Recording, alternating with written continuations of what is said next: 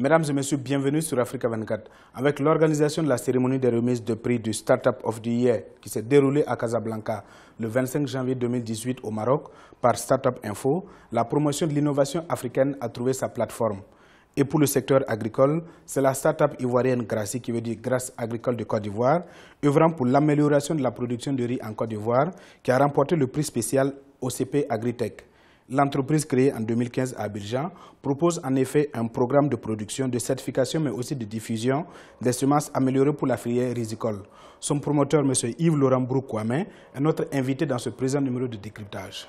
Vous êtes le gagnant du prix spécial OCP Agritech. Sur quoi avez-vous travaillé pour gagner ce prix et quelle a été la touche particulière si on sait que vous étiez en compétition avec plus de 600 candidats? C'est le modèle que j'ai apporté dans mon pays.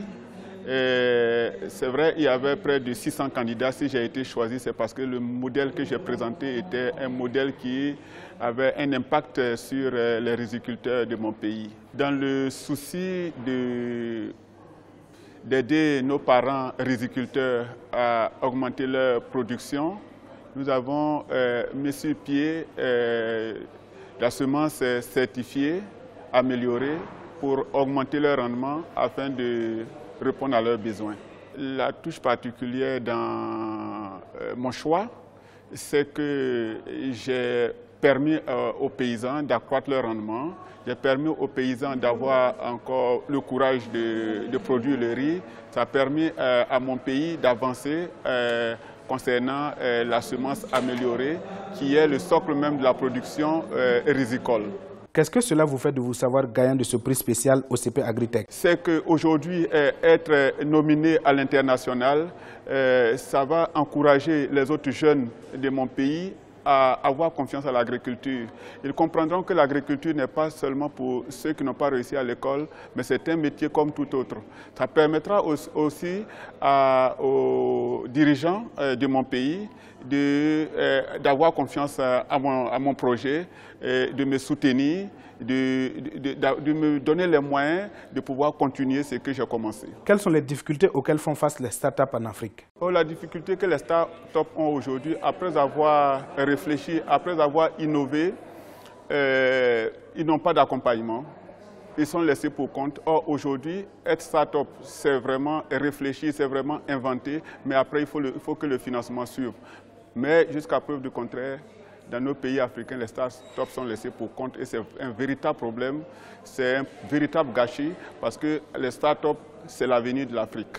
Mais je pense que les start-up devraient d'abord prouver ce qu'ils doivent faire, ils doivent d'abord avoir confiance en eux-mêmes. Moi, je travaille sur le terrain. Je travaille sur le terrain. Je pense que les dirigeants de mon pays doivent comprendre que les jeunes aujourd'hui qui apportent l'innovation dans le pays, c'est pour faire avancer le pays.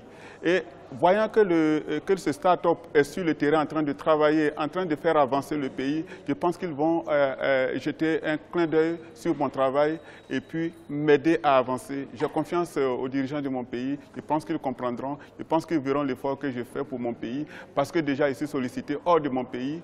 Et ces start-up sont-elles incontournables dans le développement du continent? Oui, les start-up sont incontournables. Parce que si nous ne faisons pas confiance aux start-up, ce serait très difficile pour que nos pays africains avancent. Parce que c'est des jeunes qui sont allés à l'école, qui ont réfléchi, qui ont trouvé quelque chose qui peut faire avancer leur pays.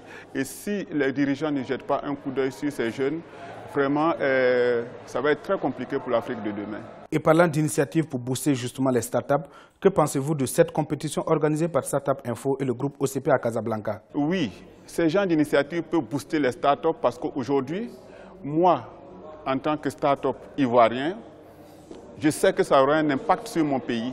Je sais que les paysans qui verront que moi qui suis en train de les aider, j'ai été nominé hors du pays, ça va leur redonner la confiance.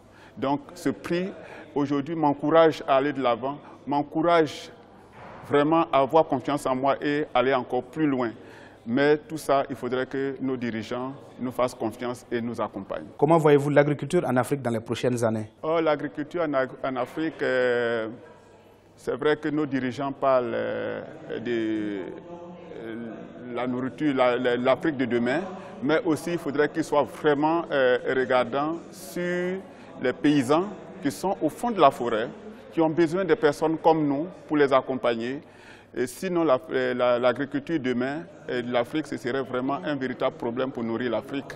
Parce que les Africains commencent à se décourager. Ils n'y croient plus. Parce qu'il n'y a pas de technologie pour accompagner ce qu'ils font. Et avec la machette et la daba, je ne pense pas que nos jeunes qui sont aujourd'hui en train de traverser l'eau pour aller en Europe et autres, aient confiance en eux pour venir rester, pour faire l'agriculture. Or que c'est possible. Si l'agriculture est développée en Afrique, les jeunes n'iront pas aller se tuer dans l'eau parce que l'agriculture nourrit son homme.